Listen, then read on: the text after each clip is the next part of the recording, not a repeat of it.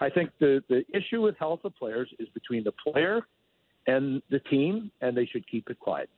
So you're okay with Auston Matthews playing on the other night? You're okay with that? You don't think again? You're making it up. You think it's a concussion? So no, I'm saying they have concussion spotters, as you know, Heels, in every building, and he was showing all the obvious signs of concussion and the same signs that they pull players out of regularly in the league now, because that's what the concussion spotters are there for. That's right. There's a protocol. But in the case of Auston Matthews, they said, "Nah, let him play." Again, not there. Didn't pull him into a quiet room. Didn't do the test. They didn't do anything with his eyes. Okay, so in their mind, they felt that player was okay. That's not the way it's supposed to work, Heels. In this NHL that you're saying is so far ahead of the National Football League, that's not the way it's supposed to work. Take him into the private room. Take a look. Excuse me. Take a look at him, and answer the question. If he's all right, then you send him back to the bench, and he can play again. But that's why the protocol exists.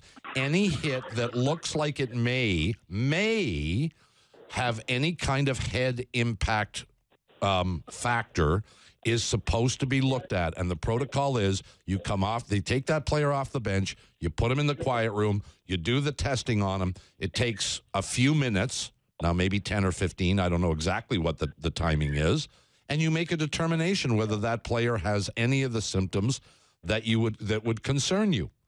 And they didn't even do that with Matthews, and I'm with Damien. I don't understand why. Well, that would be a conversation for someone other than me, because I'm not one of the concussion spotters. I'm sure they're looking for guys. So if we've got some experts that are not employed doing things like that, go get at it. Go do it. But that's not a question for me. I would assume that they are certainly with that player more than any player on the Leafs. He is their franchise player. And if they believe that there was an issue, I would assume they would act appropriately. I know Lou Lamoriello from my workings at the PA with the league. Lou is one of those guys who acted as an advocate for player and their safety and their health and off-ice issues and drug issues. He wants all drug testing, not more, all.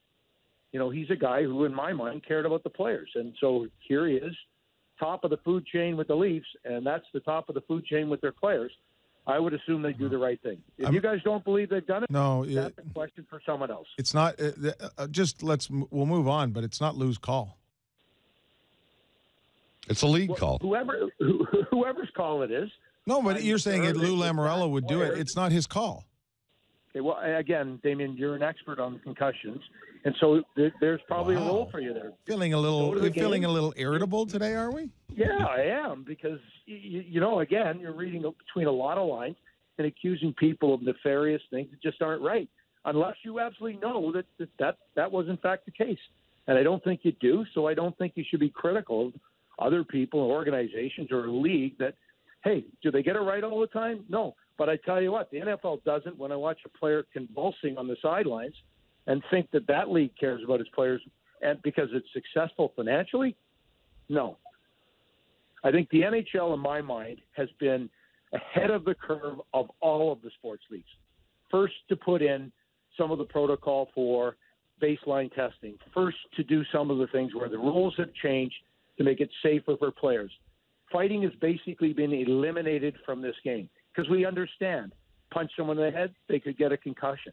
I think safety has been a big part of the mandate of this league. And I think in some ways they might have cared more about safety than the Players Association. So that's my opinion about the league and where they're at today. Where they're at in the 60s, I can't speak to that. I wasn't around. Well, let's leave that as it may, because that conversation is going to get us nowhere. We're just going to get mad at each other.